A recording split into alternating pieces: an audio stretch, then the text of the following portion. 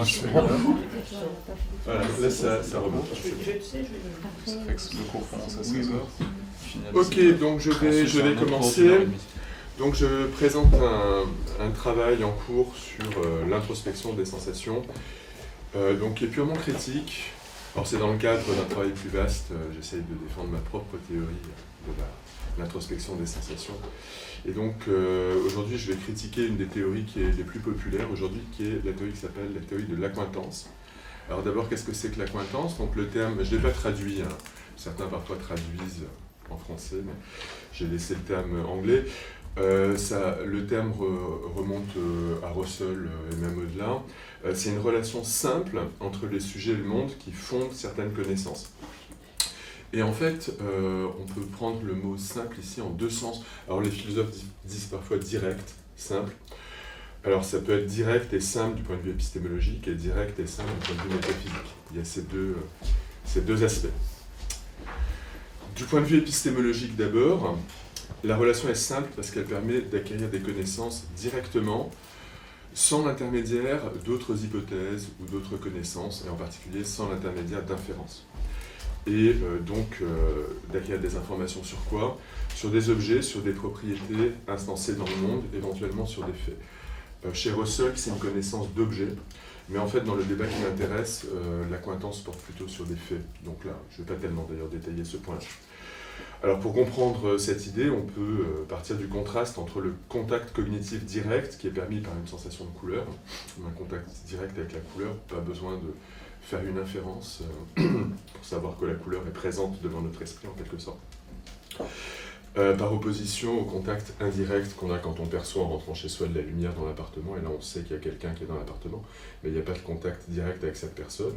La connaissance, là, présuppose une inférence et présuppose l'intermédiaire d'une autre hypothèse, qui est que lorsque l'appartement est allumé, c'est qu'il y a une personne. Donc je cite Russell, nous dirons que nous avons l'expérience directe d'une chose quand elle est là directement devant nous, que nous en avons conscience sans l'intermédiaire... conscience ici c'est awareness, hein, sans l'intermédiaire d'aucun processus d'inférence ou de quelque connaissance de vérité que ce soit. Et en ce sens, donc, l'accointance permet une connaissance directe de choses, d'événements, peut-être de propriétés, peut-être de faits. Alors, en fait, chez Russell, c'est le caractère direct de l'accointance. Je n'ai pas vraiment trouvé de citation qui montre qu'il adhérerait vraiment à l'idée que l'accointance est directe au sens métaphysique également, mais on lui attribue toujours cette idée. Ce premier concept de simplicité en fait est compatible avec la thèse selon laquelle la relation est analysable comme un mécanisme causal, puisqu'au fond, ici, l'idée c'est que c'est juste une relation directe au sens épistémologique ou au sens cognitif, mais c'est tout à fait compatible avec le fait qu'il y ait peut-être un mécanisme de perception qui soit à l'origine de l'existence de cette relation directe du point de vue épistémique. Par exemple, Bigelow et Pargeter, Taille semblent défendre cette approche de l'accointance. Mais il y a une autre notion de simplicité qui est extrêmement importante dans la littérature. Donc, beaucoup d'auteurs considèrent que cette relation est également métaphysiquement simple, c'est-à-dire impossible à analyser, à réduire, à expliquer à partir de mécanismes. Je cite ici Gertler. The core of contemporary acquaintance accounts derives from Russell's thesis that one has metaphysically direct access to one's own mental states, and that this access provides for strongly justified, non-inferential judgments concerning those states.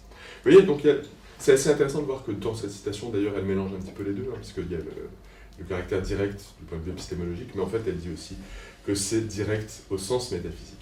Et c'est extrêmement important pour le débat. Ce qu'on appelle les théories de l'accointance dans le domaine de la conscience phénoménale repose vraiment sur cette hypothèse d'une relation directe métaphysiquement. Donc je discuterai uniquement les théories qui sont committed à cette hypothèse d'une relation directe au sens métaphysique. Pourquoi? Parce que je pense qu'en fait, sinon, dans la littérature sur l'introspection, à mon avis, il ne s'agit plus vraiment de théorie de l'accointance, mais plutôt de théorie du sens interne. Parce qu'en fait, on pourrait imaginer aussi qu'il y a un sens interne qui nous permet d'avoir une relation directe au sens cognitif ou épistémique avec certains états mentaux, mais pas direct, mais qui soit analysable métaphysiquement, ce sens interne, peut-être comme un mécanisme perceptif. Mais ça, c'est autre chose, et je ne vais pas en parler aujourd'hui. Je pense que c'est des théories qui sont fausses aussi, mais je ne vais pas du tout en parler. Ok, alors comment la relation d'accointance peut être à la fois simple épistémologiquement et métaphysiquement? C'est pas très clair en fait. Je pense pas d'ailleurs que les théories qui existent soient très satisfaisantes, ne serait-ce que du point de vue de la clarté. Mais néanmoins, l'hypothèse qui est la plus populaire, c'est l'hypothèse de la constitution. Ça jouera pas un rôle extrêmement grand dans ma discussion en fait. Je vais pas vraiment, parce que les arguments que je vais donner sont assez généraux en fait.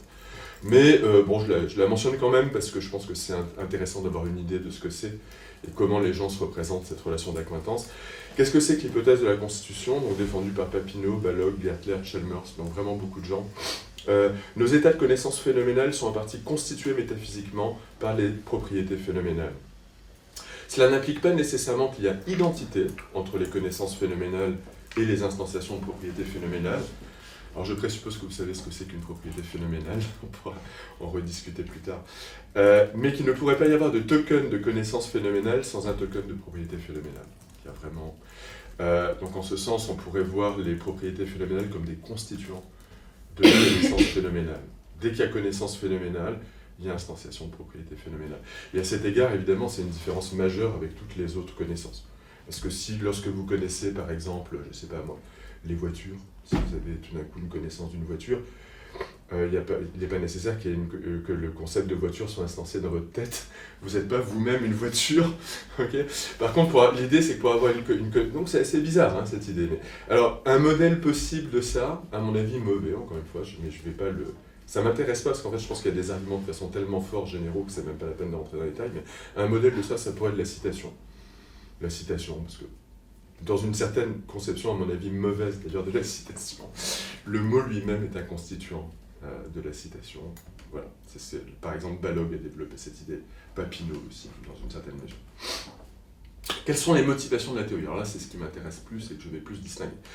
Alors, la relation d'accointance est utilisée à des fins explicatives. Il s'agit, mais ce qui est un peu particulier, c'est qu'il s'agit d'expliquer non pas l'introspection en général, et en fait, ces philosophes ne s'intéressent absolument pas aux attitudes propositionnelles, aux intentions, aux croyances, etc.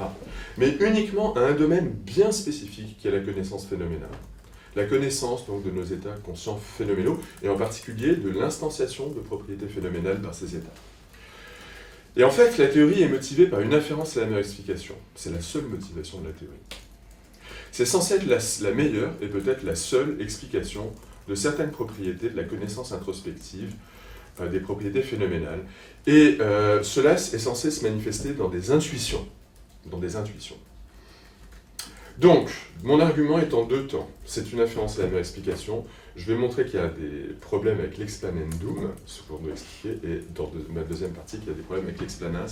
Je considère les deux arguments personnellement comme décisifs, c'est-à-dire personnellement, je pense que ça suffit, chacun des deux suffit à montrer que la théorie est... qu'on n'a pas, non pas qu'elle est fausse, mais qu'on n'a pas de raison de la croire. Alors, l'explanendum, les données sur lesquelles se fonde l'inférence à la meilleure explication ont une spécificité. Il ne s'agit pas de données empiriques issues d'expérimentation ou d'enquête. Par exemple, il y a des données sur la métacognition, mais ces données ne sont jamais mentionnées, il n'y a pas une seule référence à ces données dans la littérature sur l'accointance. Aucune référence, vous ne trouverez pas une seule référence à une donnée empirique dans cette littérature. Donc, quelles sont ces données? Si ce n'est pas des données empiriques, ce sont des intuitions philosophiques. Peut-être des conclusions d'ailleurs tirées de ces intuitions, peut-être que ces intuitions elles-mêmes sont des conclusions d'ailleurs tirées de certaines hypothèses, c'est ce que je pense, comme on va le voir, mais l'important c'est que c'est des intuitions philosophiques. Alors évidemment, cela pose immédiatement une question. Nos intuitions philosophiques dépendent souvent de nos théories. La théorie de l'accointance a été largement acceptée dans l'histoire de la philosophie de l'esprit. Beaucoup de gens pensent que c'est la théorie de Descartes, que c'est la théorie de Locke, etc. C'est une théorie qui était largement aussi acceptée en psychologie au XIXe siècle, donc elle a une longue histoire.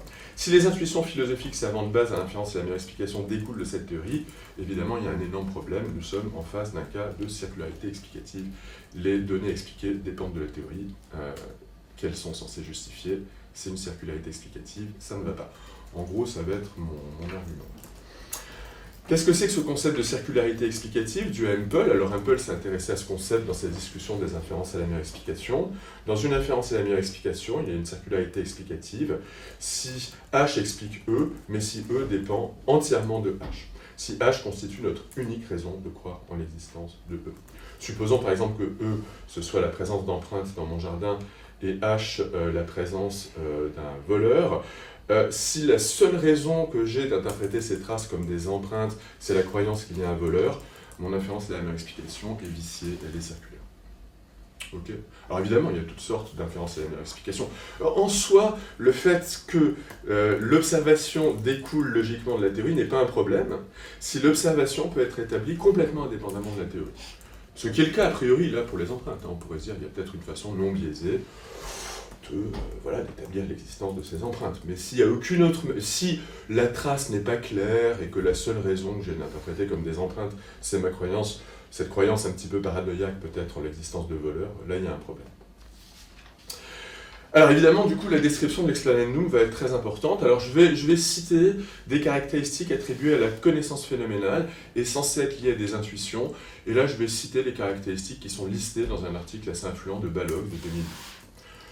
Une liste de traits caractéristiques de la connaissance phénoménale qui sont censés poser problème pour le physicalisme dont Balog affirme they also mostly strike me at what a non-philosopher would say, if not quite in those words.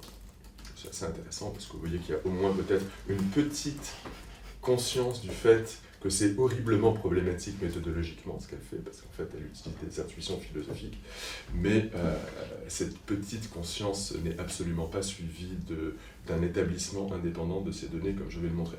Alors voilà la liste. Première caractéristique, d'abord, l'existence des propriétés phénoménales elles-mêmes, leur évidence. Le fait qu'il est censé être évident que nous avons des expériences conscientes au sens phénoménal, au sens de ce que cela fait pour un sujet, pour un organisme.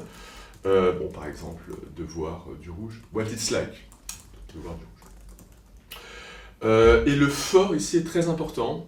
Kriegel et Levin, par exemple, soutiennent que cette subjectivité de l'expérience, qui est censée être évidente, implique que son contenu est donné immédiatement au sujet.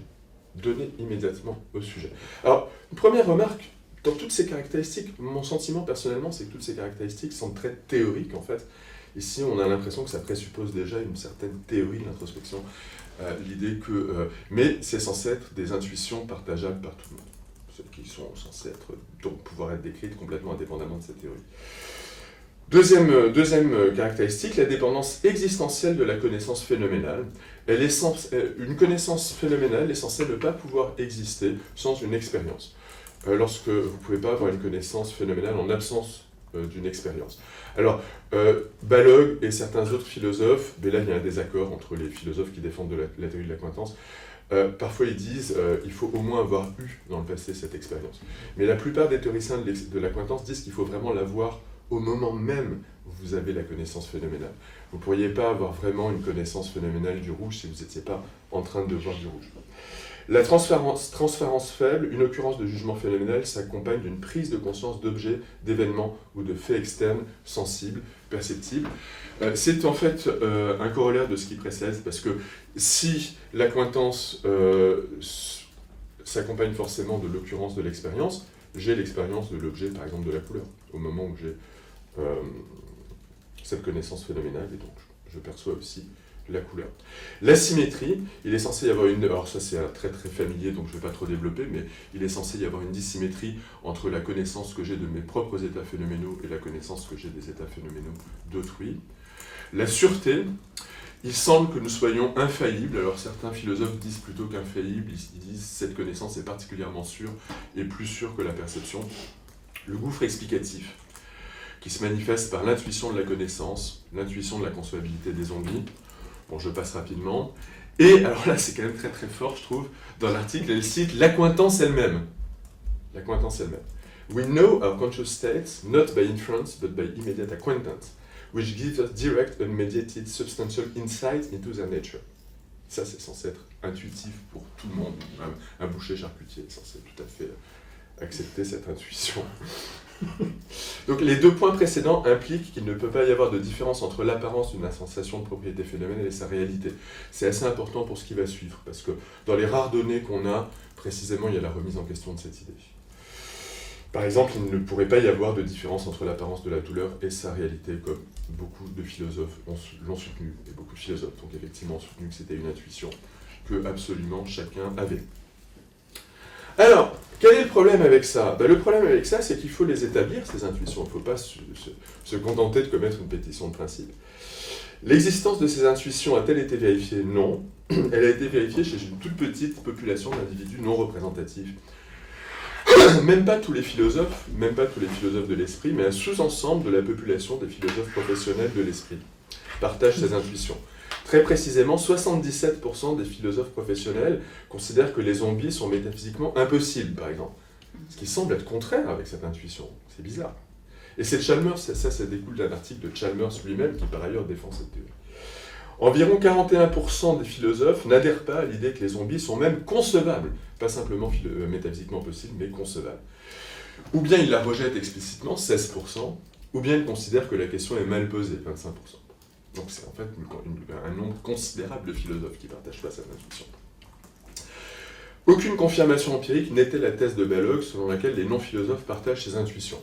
Non seulement j'ai trouvé aucune référence empirique étayant cette thèse, alors que ça devrait être le cas, mais au contraire en fait, les rares études empiriques qui ont été faites de la connaissance phénoménale semblent contredire cette thèse. Elles suggèrent que les sensations n'ont pas les propriétés qui sont présupposées par la théorie de l'accointance, et que notre cognition des sensations n'instancie pas les propriétés qui sont censées faire partie donc, de l'explanendum, de ce qui est à expliquer.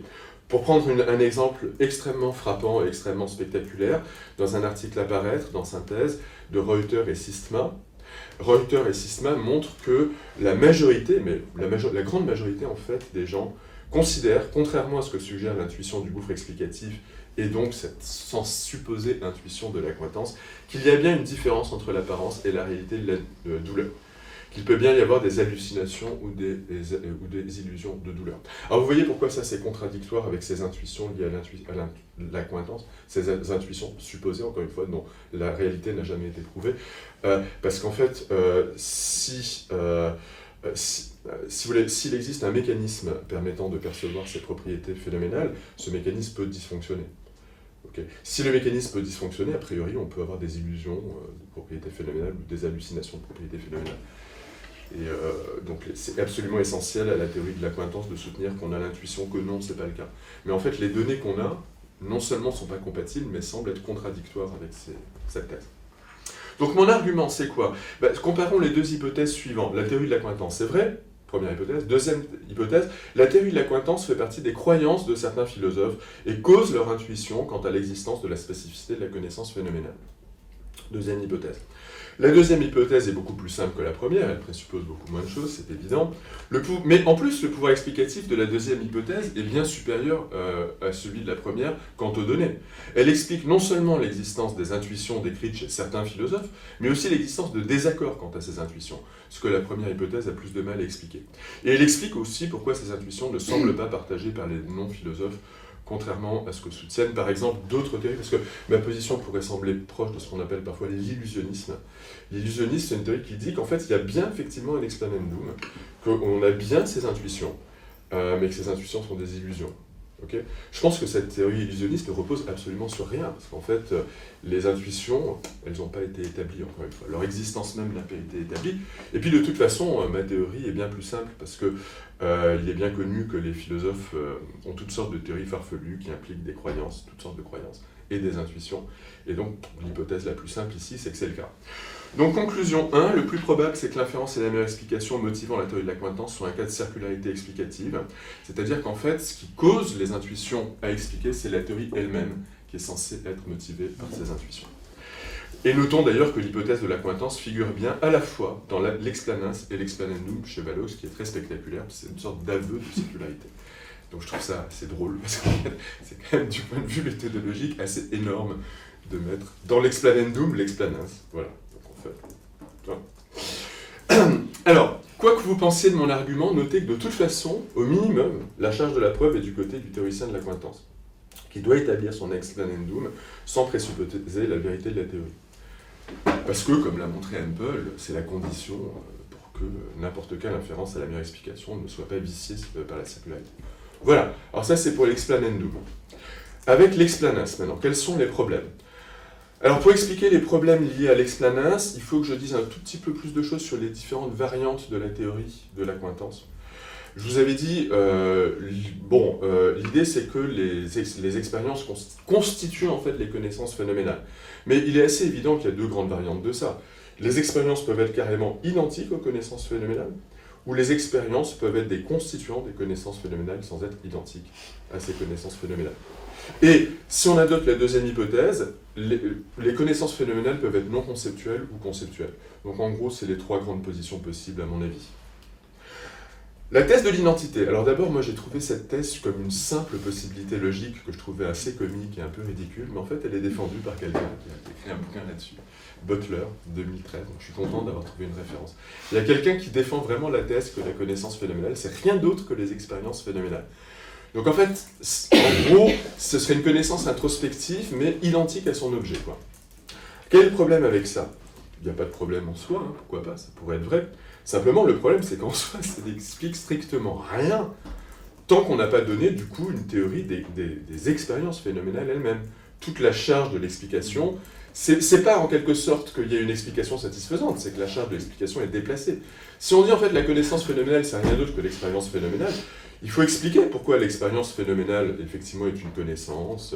Alors, notez que c'est très très bizarre, hein, parce qu'il faudrait que ce soit une connaissance, excusez-moi, voilà, c'est ce que j'appelle la thèse de l'identité, dont Butler. Je ne vais pas vous donner la citation, mais bon. Il faudrait expliquer pourquoi et comment une expérience phénoménale constitue non seulement une connaissance sur le monde, mais une connaissance sur elle-même. Hein. Donc par exemple, vous voyez du rouge, c'est pas juste une connaissance sur un objet, mais c'est une connaissance sur votre esprit. Ça paraît très très bizarre, parce que normalement le but de l'expérience, c'est de nous permettre, le but des sensations, c'est de nous permettre de représenter le monde, mais l'idée c'est que non, les sensations sont aussi des connaissances sur elles-mêmes. Ok. Pourquoi pas, mais il faut le faire, quoi. Et puis il faut motiver tout ça, donc bon courage, je veux dire. C'est juste la charge de la preuve, et encore une fois, du côté de l'adversaire, ça semble être une théorie très compliquée, par ad hoc en plus. Ad hoc, pourquoi? Parce que ça voudrait dire qu'il y a une connaissance d'un type complètement spécifique, qui n'est pas conceptuel, qui est identique à son objet. Donc vraiment très très bizarre, métaphysiquement. Donc il n'y a littéralement aucun explanance indépendant. La charge de la preuve de nouveau est du côté de l'adversaire qui doit expliquer tout ce que j'ai dit, il y a du boulot. Donc, cette théorie n'est pas très populaire, hein, elle est défendue par ce Butler, mais peut-être en phénoménologie, c'est ce que pensent les gens, je pense, peut-être. L'idée qu'en fait l'expérience elle-même est déjà la connaissance de l'expérience, je ne sais pas. Une sorte de... Ou peut-être Uriah Kriegel croit un truc comme ça, non, je sais pas, peut-être c'est pas impossible qu'il croit un truc comme ça. Mais à mon avis, c'est vraiment la version la plus faible, elle n'est pas très intéressante.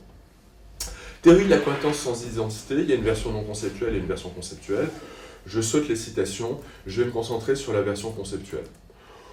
Pourquoi? Parce que je pense que c'est la plus plausible. Encore une fois, la version non conceptuelle, elle n'est pas très satisfaisante, parce que ça oblige à adhérer à l'idée qu'il y aurait une connaissance spécifique qui ne serait pas liée à la croyance, parce que la croyance est conceptuelle, donc c'est pas très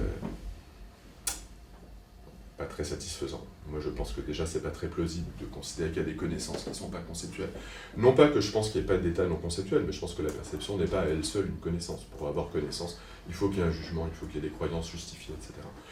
Donc c'est juste la position standard. Donc je vais présupposer la position standard, donc je vais m'intéresser à la position qui est la plus populaire, qui est la version conceptuelle. Alors, quel est le problème maintenant pour la position conceptuelle du point de vue de l'explanance? Les théoriciens de l'accointance, donc encore une fois, j'ai dit que c'était la position la plus populaire, donc Balog, Gertler, Chalmers, s'accordent pour considérer que l'attention est une condition nécessaire à la formation des connaissances phénoménales. Parce que si vous adhérez à cette version de la théorie, il y a une distinction entre les expériences et les connaissances phénoménales. Donc il faut expliquer comment les connaissances phénoménales se forment. C'est pas la même chose, un token d'expérience et un token de connaissance phénoménale. Okay. Même si le token de connaissance phénoménale inclut un token d'expérience. Mais il en est numériquement distinct, il inclut des concepts, et donc il faut expliquer pourquoi ces expériences ont lieu. Et la condition nécessaire pour ces philosophes, donc ces philosophes admettent ça, et ils disent, ce qui semble être le cas, c'est qu'il ne suffit pas qu'on ait une expérience, il faut qu'on y prête attention. Il faut qu'on prête, ça paraît assez plausible du point de vue phénoménologique, enfin plausible. En fait, ça ne l'est pas du tout, parce que je ne pense pas du tout qu'on prête attention à des expériences, mais admettons que ce soit le cas. Admettons qu'on prête effectivement attention. Alors, j'insiste sur le fait que ce concept d'attention, ce n'est pas le concept d'attention habituel. C'est un concept primitif ad hoc, pas forcément ad hoc en un mauvais sens du terme, hein, c'est juste qu'il est Taylor, donc pour la théorie. Alors ça, c'est pas moi qui le dis, hein. J'aurais pu chercher des citations, tous ces philosophes l'acceptent. On peut le prouver. Supposons que le concept d'attention dont il est question ici soit le concept habituel, psychologique, disons, le concept dont parlent les psychologues, par exemple, quand ils écrivent des bouquins ou des articles sur l'attention, alors le problème, c'est que ce concept d'attention pourrait être analysé causalement par des mécanismes. C'est ce que présupposent tous les psychologues. Mais si l'accointance repose sur l'attention, dans ce cas-là, l'accointance peut elle-même être analysée causalement par des mécanismes, ce qui est contradictoire avec le concept d'accointance. Donc évidemment, on a besoin d'un concept spécifique, que j'appellerais l'attention étoile, pour le distinguer de l'attention normale. C'est pas l'attention normale, c'est vraiment... Et ça, tous ces philosophes le disent. Ils disent, voilà, on a un concept particulier d'attention qui est pas un concept qu'on pourrait définir, analyser, étudier par des mécanismes causaux. C'est un truc spécifique qui inclut cette fameuse relation cognitive directe, indécomposable métaphysiquement, avec des objets. Alors, si c'est le cas, on a un dilemme. La théorie de l'accointance peut ou bien considérer que l'attention étoile cause les occurrences d'états de connaissance phénoménale, ce qui explique l'occurrence de ces états, ou bien qu'elle est causalement inerte. Première branche du dilemme, supposons que l'attention étoile cause les occurrences d'états de connaissance phénoménale. S'il s'agit de la seule cause de ces états, le principe de clôture causale du monde physique semble violé, puisque ça veut dire qu'il y a des occurrences d'événements physiques qui sont ces croyances phénoménales qui ne peuvent pas être expliquées uniquement par des causes physiques, mais qui sont explicables uniquement par cette relation intentionnelle avec des sensations. Alors, c'est pas forcément un problème, mais ça montre juste qu'il y a une infraction au principe de clôture causale du monde physique, donc moi ça suffit pour que je ne croie pas du tout cette théorie personnellement. Le défenseur de la théorie a la charge de documenter l'existence de ces événements, il a la charge de montrer qu'il y a bien dans le cerveau des événements qui sont liés à nos croyances phénoménales et qui n'ont pas d'autres causes, qui n'ont pas de cause physique. Ça risque d'être difficile. Alors, autre possibilité, les événements en question pourraient être surdéterminés causalement. Ils pourraient être à la fois causés par l'attention étoile et par des événements physiques. Mais dans ce cas-là, s'il y a une surdétermination causale, ça implique que les événements physiques suffisent à expliquer l'occurrence de ces états. La théorie de l'accointance devient explicativement redondante, voire explicativement inerte. On peut se passer de l'attention étoile et probablement expliquer les données en question par l'attention normale. Qu'est-ce qu'on ne peut pas expliquer finalement par l'attention normale qu'on pourrait expliquer par l'attention étoile? De nouveau, c'est aux théoriciens de nous expliquer dans ce cas-là pourquoi la théorie a un pouvoir explicatif, puisqu'il semble, si vraiment l'occurrence des événements, donc l'occurrence des jugements phénoménals peut être expliquée par des occurrences d'événements physiques. Pourquoi est-ce qu'on ne peut pas se contenter de cette explication? Pourquoi est-ce qu'on a besoin d'une autre explication? Deuxième branche du dilemme, supposons que l'attention soit nécessaire à l'acquisition de connaissances phénoménales, mais qu'elle ne cause pas cette acquisition. Alors ça pose de très nombreux problèmes, ça. Ou bien l'acquisition de connaissances phénoménales n'a aucune cause, et de nouveau on a une infraction au principe de clôture causale du monde physique, ou bien elle a des causes physiques, et de nouveau on a le problème de la redondance explicative. Et puis il y a un problème encore plus grave à mon avis, alors ça j'ai pas vraiment le temps de développer, mais au départ c'était vraiment ce qui m'intéressait le plus, donc je le mentionne en quelque sorte pour conclure. En épistémologie, on distingue en général deux concepts de justification. Ce qu'on appelle la justification propositionnelle. Une croyance est justifiée propositionnellement lorsque cette croyance a des raisons et lorsque le contenu de cette croyance découle logiquement du contenu des raisons. Donc je suis prêt à admettre que même si l'attention étoile est en quelque sorte inerte causalement, etc., qu'elle ne cause pas vraiment l'occurrence, parce que c'est très difficile pour la théorie de l'accointance d'admettre qu'il y a une relation causale, que l'accointance n'est pas une relation causale. Donc évidemment, ça semble pratiquement une contradiction. Je suis prêt à admettre qu'il peut y avoir une justification propositionnelle. Mais le souci, c'est que la plupart des épistémologues aujourd'hui considèrent qu'il n'est pas suffisant qu'une croyance soit propositionnellement justifiée pour qu'elle soit justifiée. Il faut qu'elle soit aussi ce qu'on appelle doxastiquement justifiée. Qu'est-ce que ça veut dire doxastiquement justifié? Ça veut dire que ce n'est pas simplement que le contenu de la croyance découle du contenu des raisons, mais que la croyance se base causalement sur ces raisons, que son acquisition découle de ces raisons.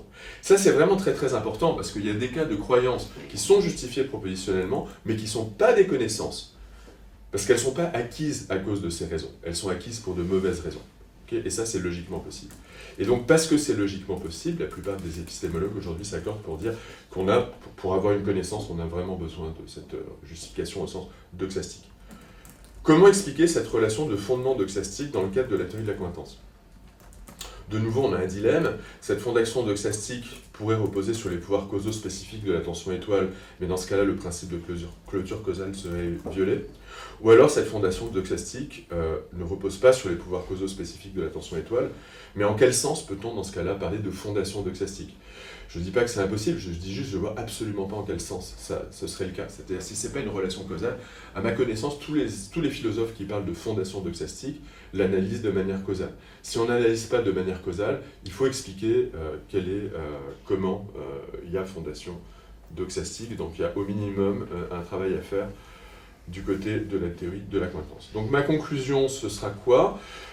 La théorie de l'accointance, avec les propriétés phénoménales, repose sur une inférence à la meilleure explication. Il est douteux qu'il n'y ait pas une explication bien plus simple de l'explanandum, à savoir que les intuitions expliquées sont liées à une pétition de principe.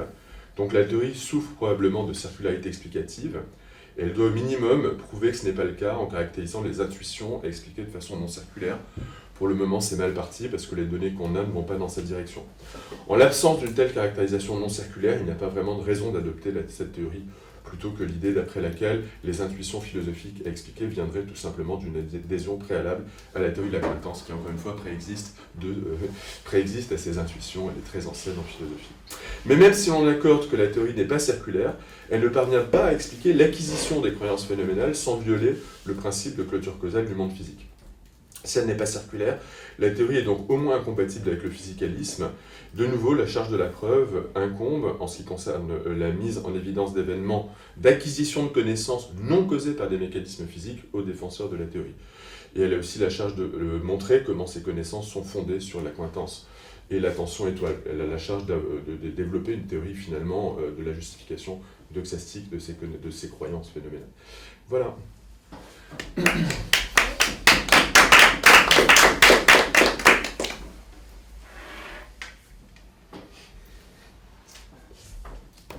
Oui.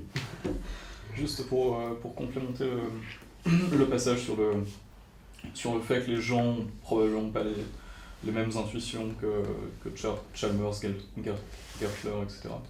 Il y a un article de Lambrozzo en 2016 où elle montre que donc elle demande à des gens si c'est possible d'expliquer certaines choses.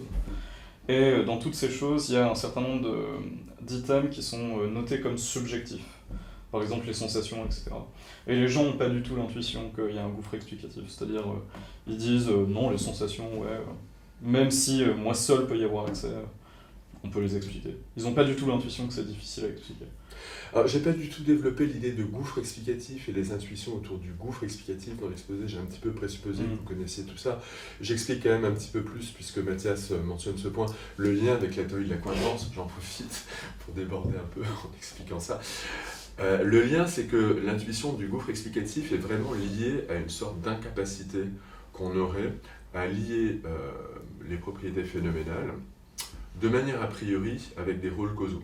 C'est vraiment ça l'intuition du gouffre explicatif. L'intuition du gouffre explicatif, c'est qu'on a des connaissances de ces propriétés phénoménales, mais a priori, on ne leur attribue pas de rôle causal. Vous voyez, contrairement par exemple à d'autres états mentaux comme les croyances par exemple. Donc, si vous prenez les croyances, la plupart des philosophes diraient bon, on peut avoir une connaissance introspective des croyances, ok, mais a priori, il semble que le concept de croyance implique que ces états mentaux ont certains rôles causaux. Par exemple, bon, une croyance, par exemple, ça va causer certains comportements, si vous voulez. Or, beaucoup de philosophes soutiennent que les intuitions des gens, c'est vraiment que ces propriétés phénoménales ne sont pas liées du tout à des rôles causaux. Alors moi, encore une fois, là, simplement, je fais juste preuve de scepticisme, c'est-à-dire tout ce que je dis dans cet article, c'est juste... je ne doute pas du tout que quelques rares personnes aient cette intuition, effectivement. Je pense qu'elles sont très peu nombreuses, en fait, ces personnes, à mon avis. Alors j'ai souvent, par exemple, j'en ai discuté souvent avec François Kammerer, qui à chaque fois me répond « mais tout le monde pense ça ». Mais c'est pas ça, c'est juste une pétition de principe. Ce qu'il faut faire, c'est le prouver, empiriquement. Ça devrait être facile, puisque tout le monde le pense. Donc faites-le, okay, puisque Voilà. Mais en tout cas, c'est pas à moi de le faire, puisque, encore une fois, comme l'hypothèse de l'accointance repose sur une inférence à la meilleure explication, c'est pas possible qu'elle présuppose, qu'elle ait des données dont on puisse présumer qu'elles découlent de l'hypothèse elle-même. Or, encore une fois, si on prend par exemple le gouffre explicatif, c'est très facile de voir comment cette intuition pourrait découler de la théorie de l'accointance. Bien évidemment que si on est accointé directement avec le « what it's like » des sensations, si on a un lien complètement direct, si c'est direct, c'est pas par l'intermédiaire d'un rôle causal, de rôles causaux. Okay, donc le problème du gouffre explicatif en découle. Je n'ai pas montré dans le cas de chaque caractéristique que j'ai listée le lien avec l'hypothèse de l'accointance, mais on pourrait le faire. Chacune des caractéristiques listées découle directement de la théorie de l'accointance. Prenez par exemple la dissymétrie entre la première et la troisième personne, bien évidemment ça découle de l'hypothèse de l'accointance. S'il y a une accointance avec les sensations, et si c'est ça qui explique nos connaissances phénoménales, bien sûr que seul le sujet peut être accointé avec ses sensations, donc il y a une dissymétrie. Hein. Encore une fois, on pourrait prendre chacune des caractéristiques de l'article de Balog et montrer que chacune des caractéristiques découle de l'hypothèse. Et donc une explication, j'aurais dû le faire, hein, mais je savais que j'aurais pas trop de temps, donc j'ai sauté ça, je me suis dit, bon, on peut éventuellement en parler dans la discussion. C'est assez trivial, en fait, de le faire.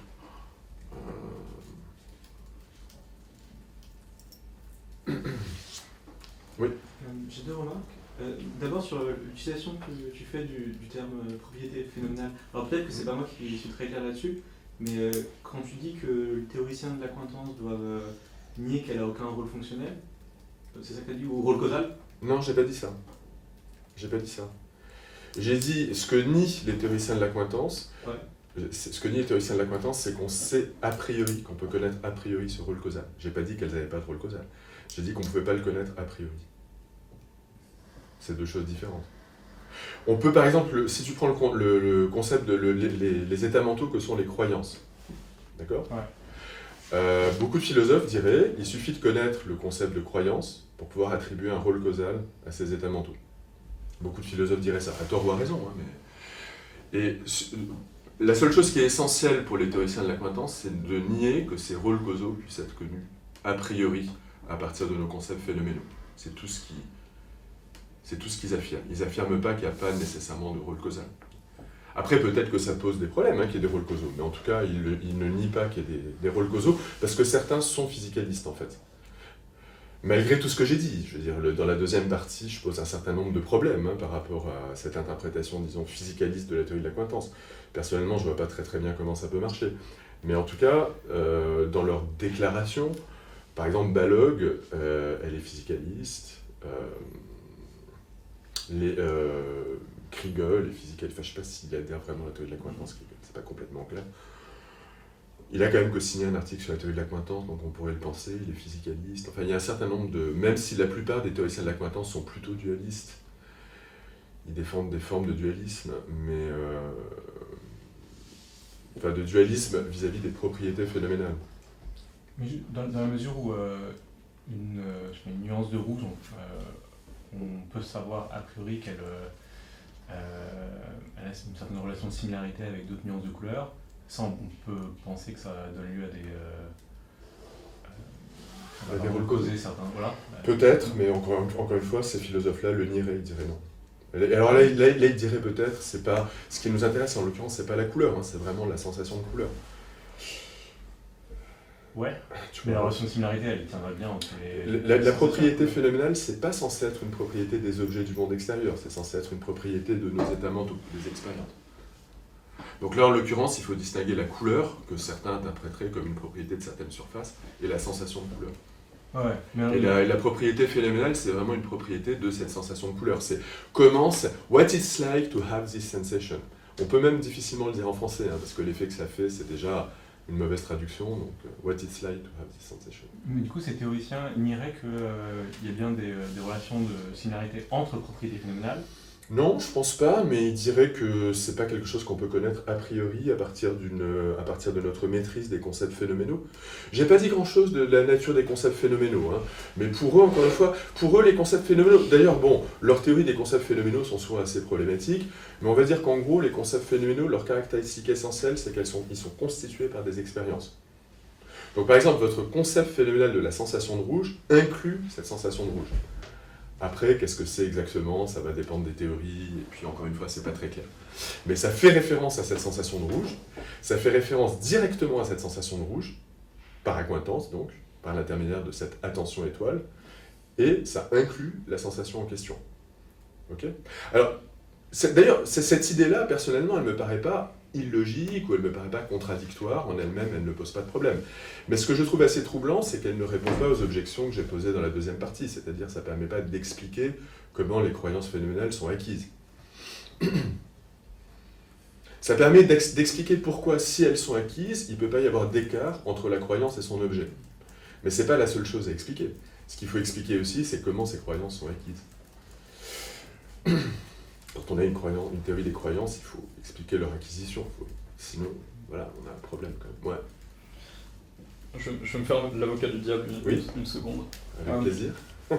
Donc ton argument principal, c'est que les intuitions, la théorie de l'accointance, elle explique des intuitions, mais en fait, les gens qui ont ces intuitions, c'est juste les gens qui défendent la théorie de l'accointance. Est-ce qu'en réalité, il pourrait pas te dire la chose suivante? Les gens qui ont cette intuition, c'est pas les gens qui ont la théorie. C'est pas parce qu'ils adoptent la théorie de l'accointance, mais c'est juste parce que c'est des spécialistes, et ils y ont mieux réfléchi que toi, et en fait, c'est pour ça qu'ils ont ces intuitions-là. Et en fait, si on demande juste aux gens qui ont vraiment bien compris ce que c'était que la conscience, ça sert à rien de demander aux gens qui sont pas spécialistes. Il y a un certain nombre d'intuitions qu'on a que quand on est spécialiste, et ces intuitions, elles nous mènent à la fois à adopter la théorie de l'accointance, et avoir ces intuitions. Et en fait, c'est l'expertise qui crée les intuitions. C'est intéressant, mais je vais y réfléchir, mais ça me paraîtrait une remarque assez bizarre, parce que s'il y a bien un domaine où on ne peut pas parler d'expertise, c'est celui-là. En philosophie, en général, je serais assez réticent à parler d'expertise, parce que il me semble qu'on peut commencer à parler d'expertise que quand il y a un certain consensus sur un domaine. Sinon, quels vont être les critères permettant de définir les experts? Or, on est là face à un domaine où il n'y a de toute façon pas de consensus. Je ne pense pas qu'on puisse parler d'expertise dans un domaine. Il y a un vrai débat, il me semble. Tu as cité un sondage chez des philosophes professionnels, non? Ouais. Ça, Ouais, en plus, ouais, c'est vrai. Tu dirais que c'est pas des experts? Non. Ouais, non, sûr. Attends. Personnellement, je dirais que c'est pas des experts, bien sûr. Ah non, mais ouais, d'accord. Parce qu'en fait, c'est quelque chose que je voulais demander aussi. Est-ce que c'est des philosophes de l'esprit? Est-ce que c'est... Moi, personnellement, non seulement je pense que c'est pas des experts, mais je pense qu'en fait, si tu prends un mec dans la rue lambda, il a des croyances a priori plus fiables que les philosophes de l'esprit sur ces questions. Donc je pense non seulement c'est pas des experts, mais c'est des gens qui se trompent assez systématiquement. Ouais. Donc c'est plutôt l'inverse d'experts, c'est plutôt des gens complètement confus. Par contre, je serais assez sévère sur... Et note que ma position est assez plausible, parce qu'en philosophie, la plupart des théories sont fausses en plus. C'est aussi quelque chose que j'aurais pu dire. La philosophie se caractérise par le fait que si on prend une théorie au hasard, elle est fausse. Donc parler d'expertise, je veux bien. Mais faites l'expérience, hein, faites l'expérience vous-même. Prenez une théorie philosophique au hasard, vous verrez qu'elle sera fausse. Probablement. On va tomber sur quoi? Sur un truc du genre... Il y a des forces vitales, il y a un élan vital, il y a des monades, il y a des idées. Des idées. Il y a une épistémée distincte de la sensation. Il y a toutes sortes. Donc la plupart des théories philosophiques sont fausses. Donc ouais, non, je suis pas tellement... C'est possible en fait il faudrait qu'il y ait des critères d'expertise. Ouais. Parce que là, il faudrait clarifier. Or, il n'existe pas. Il y a une partie du bouquin, du dernier livre de Machery sur les expériences de pensée qui est justement sur l'expertise, sur si oui ou non certains philosophes peuvent avoir des expertises sur... Là, je regarderais peut-être un peu ça, effectivement. C'est vrai il y a vraiment des gens qui défendent... Ça pourrait être discuté, hein, ça pourrait être discuté, c'est vrai que... Il y a vraiment des gens qui semblent défendre que mais en même temps, certains philosophes sont des sortes d'experts pour avoir les bonnes intuitions. Je sais pas ce que vous en pensez, mais ce que j'aime bien dans la présentation que j'ai faite, c'est que c'est très très simple, quoi. L'argument est vraiment très très simple. Et alors, mais dites-moi, hein, mais personnellement, je vois pas très bien ce qu'on peut... Quel est le problème? Le fait que ça me paraît quand même assez clair que mon hypothèse est plus simple pour expliquer des intuitions que l'hypothèse opposée. Parce que bon, l'hypothèse opposée, c'est quand même une théorie. Après, encore une fois, tous les problèmes que j'ai signalés sur l'explanance, c'est quand même une théorie très très bizarre, qui est vraiment extrêmement coûteuse ontologiquement. Ça oblige à rajouter une sorte de relation primitive, qui serait cette attention étoile. Donc, dans la nature, il y a l'attention qui étudie les psychologues, et puis il y a l'attention étoile, il y a un truc supplémentaire. Il y a probablement des infractions au principe de clôture causale du monde physique, etc. Donc tout ça rend quand même la théorie très très coûteuse. De toute façon, souvent ils sont dualistes, donc ils sont pas assez près non plus. Ouais, enfin, souvent je sais pas, en fait, il faudrait faire un sondage, mais je pense qu'il y en a pas mal qui sont matérialistes, mais qui juste ne discutent absolument pas les questions qui fâchent. C'est-à-dire, j'ai jamais vu dans un article de théoriciens de l'accointance matérialiste discuter le problème évident que pose l'acquisition, par exemple, des croyances phénoménales. Jamais vu cette question soulevée. Donc à partir de là, c'est vrai que si on pose pas les questions qui fâchent, on peut toujours déclarer qu'on est matérialiste, même si on a une théorie... c'est une théorie matérialiste, mais une théorie matérialiste dans laquelle on a des occurrences dans son esprit de connaissances phénoménales. Donc par exemple, à un moment, là j'ai une sorte de tendinite au coude, donc je sens que j'ai une douleur qui a certaines caractéristiques, mais rien n'explique l'occurrence de cette connaissance. Pourquoi cette... Et qu'est-ce qui fonde cette connaissance aussi? Qu'est-ce qui la fonde? Sur quoi elle se base? Comment elle se base? Enfin, les théoriciens de la croissance diraient elle se base sur la sensation. Donc là, ok. Et j'imagine qu'ils diraient, alors je suppose qu'ils pourraient dire, je pourrais faire le travail à leur place et dire, peut-être ce qu'on pourrait dire, c'est qu'il y a une relation de fondation qui n'est pas causale, mais qui repose sur une relation de constitution, peut-être. Peut-être qu'on pourrait dire ça. Mais disons, du coup, ça veut dire qu'il y aurait une sorte de fondation spécifique dans le cas de la connaissance phénoménale.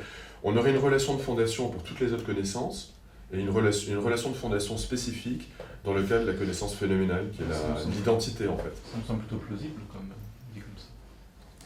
Si bien sûr on part aussi... Pour le moment, personne ne l'a dit, donc sauf moi. Donc merci de considérer que je défends la théorie de l'accointance la plus plausible. Mais...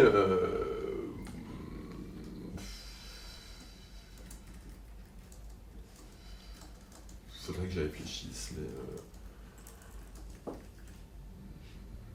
Pourquoi pas, hein, ça pourrait être là, la fondation pourrait être la constitution. Il faudrait peut-être que je le discute, effectivement. Même si je ne crois pas que ça ait vraiment été défendu explicitement. Mais... ça poserait quand même un problème pour... de toute façon, ça c'est aussi un problème que je n'ai pas mentionné, mais qui existe aussi. Pour les dualistes, c'est un problème que je n'ai pas mentionné, mais qui est un problème de contagion. Qui est que, souvent c'est des dualistes, mais uniquement à propos des propriétés phénoménales. Parce qu'ils sont conscients que la plupart des philosophes, même ceux qui ont des sympathies pour le dualisme, ne voudraient pas adhérer à l'idée que, par exemple, nos croyances ne sont pas implémentées dans le cerveau. Vous voyez donc ils seraient prêts à dire, bon, il y a une sorte d'exception cosmique qui est la conscience.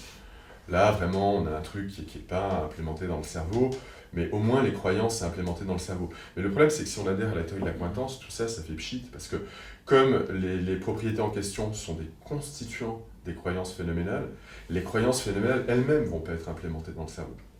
Donc si tu adhères à l'idée que ce qui fonde ces croyances phénoménales, c'est cette relation d'accointance, et l'identité en fait, enfin ou du moins pas l'identité, mais la constitution, qu'elle se base sur les expériences, parce que les expériences les constituent, en quelque sorte. Bon, encore une fois, premièrement, c'est pas plausible parce que c'est ad hoc, c'est unique en son genre, c'est une hypothèse ad hoc, c'est une hypothèse ad hoc. À la hauteur de nos intuitions...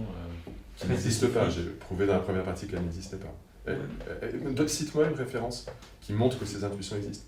J'ai pas de référence, mais par contre, j'ai pas trouvé super convaincant les... En fait, je connais pas du tout cette littérature empirique sur les croyances des individus lambda, mais est-ce qu'on peut pas à chaque fois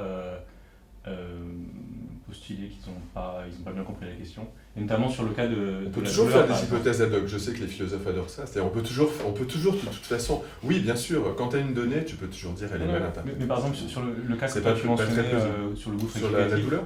Non mais sur les deux en fait, mais même sur le gouffre explicatif, de la manière dont tu en parlais très brièvement, j'avais pas l'impression que ça avait vraiment grand chose à voir avec le problème du gouffre explicatif tel qu'il est discuté en philosophie. Et là, on pourrait, j'imagine, sans parler d'expertise, on pourrait quand même défendre l'idée qu'il faut au moins avoir... Mais comment est-ce que tu expliques simplement le fait qu'il y a un gros désaccord en philosophie? C'est vraiment la théorie de l'accointance, c'est vrai. Donc ça voudrait dire que tous ces philosophes qui ne sont pas d'accord, parce qu'ils sont quand même nombreux, hein, c'est pas juste que...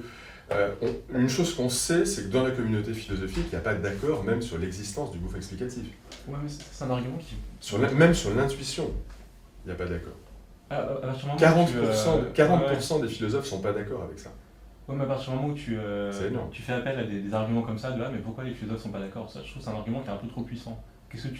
Quelle position philosophique tu défends? Mais non, mais attends, le problème c'est que là je suis en train de m'intéresser à une théorie qui essaye d'expliquer des intuitions. Donc c'est normal de faire référence à ces intuitions, et j'ai envie de dire c'est même sain d'avoir des données empiriques sur ces intuitions. Toi tu voudrais tu voudrais vraiment... Parce que sinon précisément, encore une fois, le risque que tu cours, je suis très sérieux, c'est le risque de pétition de principe. Si vraiment tu refuses d'établir les intuitions indépendamment de tes théories philosophiques, bah, tu risques de faire tout simplement une très mauvaise inférence à la même explication, une inférence qui est circulaire. Et moi je prétends que c'est le cas, en l'occurrence. Ouais. Bon, c'est plus une remarque générale, mais très naïf, mais tu citais dans ceux qui adhèrent à la théorie de la coïncidence mauvaise, du coup il y avait Papineau. Non, en fait, Papineau, c'est pas vraiment un théoricien de la coïncidence, c'est plutôt un théoricien des concepts phénoménaux dont les idées ont été reprises par les théoriciens de la coïncidence. Mais lui-même, il défend pas la théorie de la coïncidence. Ah ok. Voilà, c'est un petit peu... Je l'ai cité à propos de l'idée de constitution, parce qu'il est sans doute à l'origine de cette idée. Ça a été un des premiers philosophes à développer une théorie des concepts phénoménaux qui avait cette caractéristique. Et justement, ce que je me disais, si ces théoriciens de la coïncidence se disent matérialistes, je comprends pas certains se disent matérialistes. Mais je comprends pas dans ce cas pourquoi ils s'intéressent pas à la littérature empirique. Enfin, est-ce que c'est lié à la théorie directement, ou alors est-ce qu'il y a une pétition de principe, ou alors est-ce que vraiment ils ont des arguments En l'occurrence, la théorie empirique, ce serait l'étude empirique des intuitions. Il se trouve que c'est relativement récent ça en philosophie, c'est la philosophie expérimentale, donc tout simplement cette littérature est assez récente. Par exemple, l'article que j'ai cité de Reuter et Sisma, il n'est pas encore publié. Il vient d'être... il y a beaucoup... Alors j'ai cité cet article parce qu'il y avait eu déjà un article publié dans Journal of Consciousness Studies qui était convergent, qui est de qui d'ailleurs? De Reuter, donc il y a quand même un auteur commun. Mais Chalmers avait vraiment évacué ça en disant c'est pas sérieux, il n'y a pas assez de données, etc. Mais là ça a été répliqué en fait, donc il y a un deuxième article, et c'est un deuxième article qui est complètement convergent avec le premier. Moi, les données empiriques me semblent quand même vraiment très très convaincantes. Et c'est à propos du cas qui est le plus difficile pour les adversaires de la théorie de la coïncidence. Parce que la douleur, ça semble être le cas qui va le plus dans le sens de la théorie de la coïncidence. C'est à propos de la douleur qu'on a dit très très tôt, il n'y a pas de différence entre l'apparence de douleur et la réalité de la douleur, etc. Kripke a dit ça dès les années 70. Donc ça a été vraiment pratiquement le premier exemple qui a motivé ensuite le gouffre explicatif, toutes ces expériences de pensée. Et en fait, quand on demande aux gens... Et alors, l'article est vraiment très très bien fait, je vous conseille d'aller regarder, on le trouve sur Internet. L'article est vraiment très très bien fait parce qu'il part vraiment des citations des philosophes. Donc tu disais tout à l'heure qu'à propos de l'article que citait Mathias, c'était pas très clair. Là, c'est on ne peut plus clair parce que les expériences partent de citations explicites des philosophes. Et on demande aux gens, en gros, est-ce que vous êtes d'accord ou pas avec ça? Et la grande majorité répond non. Donc là... On leur demande s'ils sont d'accord avec des citations de philosophes. Oui, enfin c'est en substance. Peut-être les citations sont un tout petit peu modifiées, si tu veux. Mais parce que souvent les philosophes, lorsqu'ils ont parlé, par exemple, du fait qu'il n'y avait pas de différence entre l'apparence et la réalité, souvent ils ont pris des exemples pour illustrer ça. Et donc ensuite on peut partir de ces exemples pour demander aux gens, pour dire bon dans cette situation, qu'est-ce que vous diriez? Et les gens sont 80% pas d'accord avec les philosophes. J'y peux rien, je veux dire, c'est les données empiriques. Donc voilà quoi, c'est les données empiriques en l'occurrence. Encore une fois, ce qu'il faudrait de toute façon pour qu'on commence à avoir des raisons de croire à la théorie de la coïncidence, c'est que ces données aillent dans le sens de la théorie de la coïncidence. Là, elles la contredisent. Donc en fait, c'est vraiment très très embêtant. Il y a un article de 2016 aussi, où c'est un article de Kim Reuter et Sisma, justement, qui est paru dans un journal estonien, très bizarre. Et c'est un article où ils analysent le concept de douleur à la fois en Corée du Sud et aux États-Unis. Et en fait, pareil en Corée du Sud, ils ont l'impression que le concept de douleur réfère à un dommage corporel, pas du tout à un état mental, quoi. Alors, juste une petite remarque, moi là j'ai pas osé le faire dans cet article, mais j'ai une idée encore plus provocatrice que celle que j'ai présentée, mais qui est carrément méchante pour les philosophes, mais la discussion me pousserait à défendre cette idée. J'en viendrais presque à penser que la popularité de ce genre de théorie, c'est l'effet gourou en fait. C'est-à-dire que c'est une théorie qui est une théorie intrinsèquement difficile, assez bizarre, et puis qui permet de nous distinguer finalement du commun des mortels, c'est-à-dire précisément nous on comprend des choses qui sont profondes, On comprend précisément qu'il n'y a pas de différence entre l'apparence de la douleur et sa réalité. On comprend qu'il y a un gouffre explicatif. Et puis les pauvres scientifiques qui étudient les sensations, ils ne sont pas vraiment conscients de l'existence de ce gouffre explicatif, de l'existence du fait. Et donc il me semble que c'est typiquement une situation où l'effet gourou pourrait s'appliquer. Alors je ne l'ai pas défendu aujourd'hui. C'est la position de Dennett sur Chalmers. Mais il cite l'effet gourou, Dennett ? Je ne sais pas s'il dit effet gourou explicitement, mais en gros, il y a un article qui s'appelle Le cas de Chalmers où il dit des... Bon, en tout cas, ma position est très proche de celle de Chalmers. J'ai pas défendu un éliminativiste, peut-être je pourrais dire un mot aussi de la raison pour laquelle j'ai pas défendu du tout une position éliminativiste vis-à-vis des propriétés phénoménales, parce que je suis pas vraiment convaincu que l'éliminativisme... En fait, tout dépend de ce qu'on appelle éliminativisme. C'est ça mon problème. Si par éliminativisme, on veut dire qu'il n'y a pas de propriété phénoménale au sens de propriété d'expérience auquel on aurait accès par accointance, je suis éliminativiste. Et je pense qu'en fait, la plupart des philosophes qui pensent qu'il y a des propriétés phénoménales croient ça. Mais si par éliminativisme, on veut dire qu'il n'y a pas, par exemple, de qualité des sensations, dans ce cas-là, je ne suis pas éliminativiste. Parce que je pense que les sensations nous donnent accès à des qualités. Simplement, je pense que ces qualités, ce n'est pas des propriétés d'états mentaux, c'est vraiment des propriétés d'objets dans le monde extérieur, les couleurs, les sons, les dommages corporels, etc. Donc en fait, toute la discussion autour de l'éliminativisme, je trouve qu'elle est inutilement agonistique, c'est-à-dire les gens ont le sentiment que l'éliminativisme est forcément une position extrêmement spectaculaire, extrêmement implausible, etc. Ça me paraît complètement faux. Et d'ailleurs, c'est encore une manière simplement de rendre rhétoriquement la théorie intéressante, mais en fait, non. D'ailleurs, Balog, dans l'article que je cite, à un moment donné, elle dit non, mais quand même, c'est complètement évident qu'il y a des propriétés phénoménales en mon sens. Et tous les philosophes qui le nient sont éliminativistes. Ça m'avait fait tiquer en lisant l'article. Et c'est assez marrant, parce que là, elle commet vraiment un énorme sophisme. C'est un sophisme qui consiste à dire, être éliminativiste, elle dit, tous ceux qui nient ça sont éliminativistes vis-à-vis de la conscience. Excusez-moi, j'ai oublié le point le plus important. Éliminativiste à propos de la conscience. Et ça, c'est un énorme sophisme, parce que ça revient à dire, la seule façon de comprendre la conscience, c'est de la comprendre en termes précisément de conscience phénoménale, où on admet qu'il y a une accointance avec des expériences, leurs propriétés, etc. Mais pourquoi ce serait le cas ? Enfin, si on admet la théorie d'ordre supérieur de la conscience, la théorie de l'espace de travail global, la théorie représentationnaliste de la conscience, aucune de ces théories n'est engagée métaphysiquement à reconnaître l'existence d'une relation d'accointance. Donc c'est complètement aberrant de dire ça. C'est évidemment faux, quoi. J'ai une autre question, c'est, tu disais au début que donc il n'y a pas beaucoup de données empiriques qui prouvent que les intuitions de la théorie de la conscience sont partagées par beaucoup. Je pense qu'il n'y en a aucune. Mais, j'en ai trouvé aucune. Hein. Honnêtement, là, je suis honnête. Je ne comprends même pas qu'on puisse justifier une inférence à la meilleure explication sous prétexte que ce serait intuitif. Non, mais si, quand même, parce qu'on pourrait dire c'est un fait qu'il y a ces intuitions, c'est un fait qu'elles sont répandues, c'est un fait que ça distingue cette forme de connaissance d'autres formes de connaissance, il faut l'expliquer. Voilà. Ouais, enfin, ça, je pense que... Et alors, encore une fois, là, sur ce coup-là, faites-moi vraiment confiance.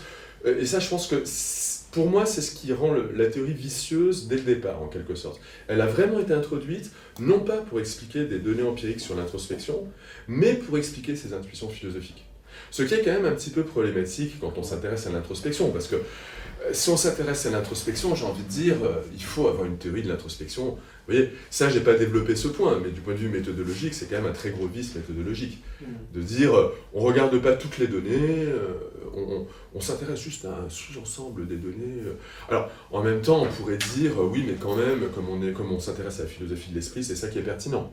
Et puis c'est tellement important en philosophie de l'esprit que c'est particulièrement pertinent, etc. Donc j'ai pas trop développé ce point dans ma discussion, mais moi c'est vrai qu'au départ, je dois dire que c'est ça qui m'avait fait tiquer quand je me suis intéressé à la question. Je me suis dit, mais c'est quand même bizarre qu'ils introduisent toutes ces notions. Historiquement, d'ailleurs, c'était même pas pour expliquer vraiment le gouffre explicatif. Historiquement, les premiers articles sur l'accointance ont vraiment été introduits pour expliquer l'argument de la connaissance. L'argument de la connaissance. Voilà. Ouais. Juste une question. Si on continue sur les couleurs et l'effet que ça fait, ouais. En général, quand on parle philosophie, quand les philosophes, c'est toujours le rouge de Marie et ça. Mais si on prend toutes les nuances de couleurs, les nuances de couleurs, on sait bien depuis longtemps en fait que c'est culturel. C'est-à-dire que les cultures ont des mots, ont des perceptions différentes. Donc du coup, comment on pourrait articuler une notion d'accointance avec le fait que, pour partie, l'effet que ça fait de voir ceci ou de voir cela est culturel. Je vois pas de contradiction là, puisqu'encore une fois, pour ces philosophes, l'effet que ça fait, c'est vraiment une propriété de l'expérience, donc c'est un état mental. Si l'occurrence de cet état mental est biaisée par des croyances, par la culture, etc., ça change rien. Du moment que tu as l'expérience. Voilà. Donc, par exemple, peut-être notre vision du jaune, par exemple, semble-t-il, est biaisée. Et par exemple, on va avoir une banane plus jaune qu'une surface. Si on sait que c'est une banane, on va voir le jaune plus jaune. Okay, mais bon, ces philosophes diront, alors l'occurrence de l'expérience est biaisée. Mais, alors bon, par ailleurs, moi je pense que ça pose un problème si on est dualiste, parce qu'évidemment, si on est dualiste, l'occurrence n'a pas lieu dans le cerveau, et puis les mécanismes qui pourraient expliquer ces biais, il semblerait que ce soit des mécanismes cérébraux. Donc c'est un énième problème pour l'approche dualiste. Mais j'ai envie de dire, de toute façon, il y a tellement de problèmes pour l'approche dualiste que, voilà quoi, c'est... Les approches dualistes, je suis frappé par la tolérance qu'il y a vis-à-vis des approches dualistes dans la communauté philosophique. Je ne comprends pas très bien cette tolérance. Il y a beaucoup d'articles qui ont été publiés, qui sont des articles qui sont vraiment, je trouve, assez malhonnêtes intellectuellement, parce qu'ils ne discutent aucune des objections évidentes. Et bon, pourquoi est-ce que les gens publient ces articles? Encore une fois, d'une part, il y a l'effet gourou, c'est chouette en philosophie de se dire on est différent des autres, chez nous il y a des dualistes, etc. On est plus inclusif, donc on a nos dualistes, on a nous. Et puis, donc il y a cet effet gourou, et puis je pense que quand même le dualisme, pour des raisons culturelles, est assez présent dans la communauté philosophique, c'est-à-dire il y a un lien quand même historique entre la philosophie, la théologie, etc. Donc il y a une prégnance assez forte, surtout aux États-Unis, qui est quand même le pays de la philosophie analytique de l'esprit. Et aux États-Unis, beaucoup de philosophes de l'esprit ont quand même, ils sont quand même certainement biaisés pour toutes sortes de raisons en faveur du dualisme. Ouais. Est-ce qu'on pourrait pas les accuser non seulement d'avoir un certain nombre d'intuitions dont ils n'ont pas vérifié si les gens les avaient vraiment, mais aussi de faire un peu du cherry-picking d'intuition. Parce que par exemple, qu'est-ce qu'ils font de l'intuition de la transparence? L'intuition sur laquelle, quand j'introspecte ma sensation de blanc, je prête plus attention aux objets, je prête pas attention à un état mental. Comment ils expliquent ça? Ça semble complètement contradictoire, parce que... Je pense que c'est pour ne pas être accusé de cherry-picking que justement Balog cite la transparence.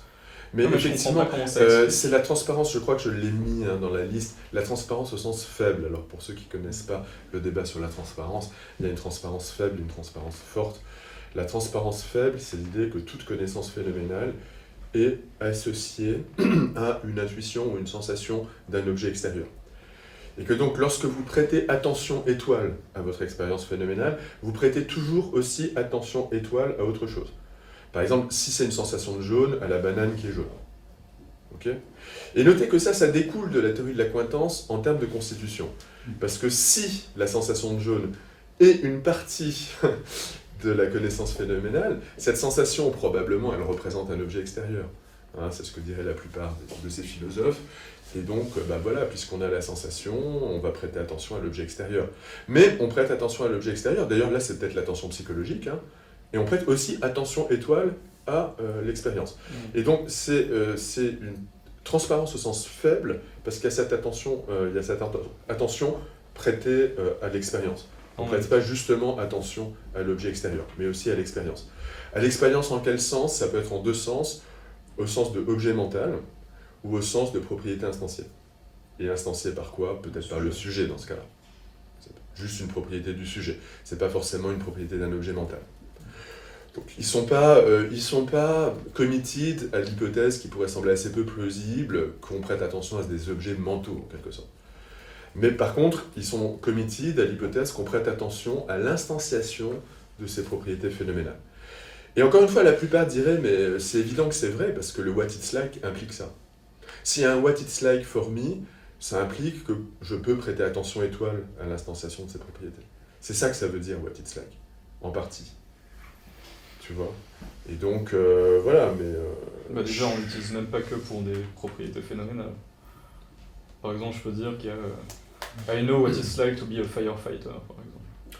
Si vous voulez, concrètement, ce que ça veut dire, j'ai pris l'exemple tout à l'heure de ma petite douleur au coude, ça veut dire que lorsque j'ai mal au coude, pour eux, lorsque je prends conscience, mais vraiment au sens conceptuel, lorsque je forme cette connaissance, je me dis, j'ai vraiment une sensation de douleur. Je ne prête pas juste attention à mon coude. Je prête attention à mon coude, parce que cette sensation, c'est aussi une nociception, donc je prête attention à mon coude, mais je prête aussi attention à un truc qui est instancié dans ma tête, qui est une propriété phénoménale. Et effectivement, alors moi personnellement, j'ai absolument pas cette intuition, je suis pas d'accord avec cette intuition. Qui a cette intuition dans la table? Parce que moi j'ai vraiment cette intuition. Ok. Qui a cette intuition? Tu prêtes Levez la attention main. Alors, pas quelque chose Sauf qui quand est t'as dans des ma mal de tête. tête. Hein. Je prête pas attention à une sorte d'état ou de partie corporelle, mais très clairement j'ai l'impression que je ne prête pas attention que à mon coude. Je sais même pas en fait, je sais même pas d'ailleurs en quel sens je prête attention à mon coude, j'ai pas l'impression du tout de... Ok, donc levez la main, qui est d'accord avec lui? Donc tu vois, tu es tout seul. Donc bah attends, non mais tu vas pas nier quand même les intuitions des gens, mais c'est quand même incroyable. Ça, je trouve qu'il y a une manière de présupposer le problème résolu chez les théoriciens de la coïncidence qui est quand même un peu Est-ce qu'il y a choquant. des études empiriques sur les intuitions de la transparence? Attends, moi personnellement, je pense pas que l'intuition de la transparence soit vraie, donc de toute façon, parce que je pense pas qu'on prête... L'intuition de la transparence forte dit qu'on prête attention que à ça. Moi, je pense pas qu'on prête attention que... Je pense pas que je prête attention que à mon coude lorsque je sais que j'ai mal au coude. Ok ? Par contre, je pense pas non plus qu'on prête attention à une propriété phénoménale, mais je pense qu'on prête attention à d'autres choses. Par exemple, à mon action de prêter attention à mon coude. Mon attention est dirigée vers mon coude. Il y a quelque chose, il y a un monitoring d'un certain nombre de processus psychologiques qui fait que il n'est pas clair. En tout cas, je ne dirais pas que personnellement, si tu veux, on peut tout à fait rejeter l'intuition forte de la transparence et rejeter la théorie de la coïncidence. Les deux ne sont pas du tout... Ne serait-ce d'ailleurs que parce qu'on peut adhérer à la théorie du sens interne. Par exemple, un théoricien du sens interne dira, bon, oui, il n'y a pas d'accointance, mais la théorie de l'hypothèse de la transparence est fausse.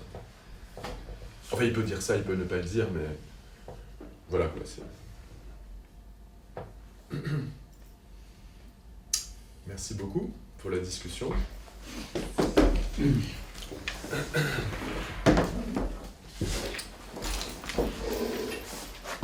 Manifestez-vous si vous voulez me présenter. Et merci Isabelle pour l'invitation. Merci d'être Très utile pour moi de présenter ces idées.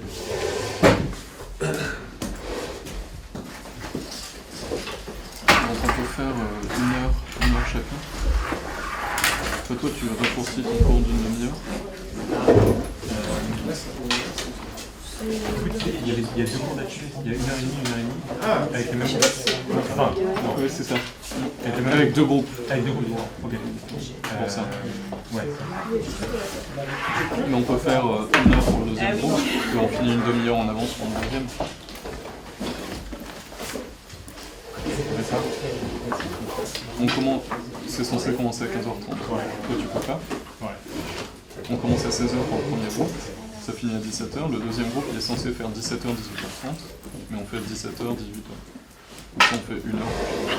Ah oui, tu racontes juste le deuxième Plus le premier groupe aussi. Ouais, mais bon, c'est toujours difficile ensuite de... Je commence une demi-heure après et je finis une demi-heure. Ok. Du coup, On fait deux cours d'une heure pardon. Au lieu de deux cours de Comment tu vas les Ça va? ouais. On est une demi-heure pour faire finir en cours Carbone. Salut Anouk.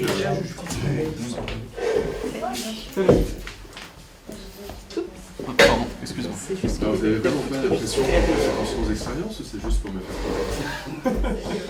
Non, mais c'est une sensation. Mais en fait, moi, je comprends. Enfin, vraiment, même le débat, je comprends pas l'histoire des intuitions. Voilà, il y a cette intuition. Je suis d'accord avec vous, personnellement. Et on va expliquer par une théorie. Enfin, on peut dire que les intuitions sont fausses et voilà, prendre des données empiriques et montrer que ces intuitions ne sont pas fondées. Et c'est terminé. Donc on est d'accord. Il faut que tu fasses la même présentation pour le séminaire PAX de Kriegel. Là, tu vas avoir de la réaction. Ouais, c'est ça. Personne n'a même... Ça va? Ouais. Je voulais te demander si ça va ton Très bien. Ouais. Ouais, vraiment très bien. D'ailleurs, on en parlait avec Antonin.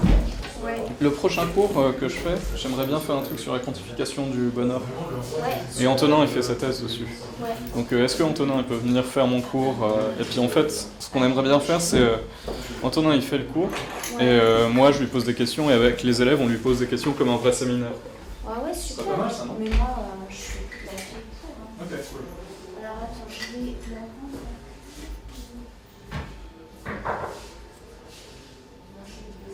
Et t'as des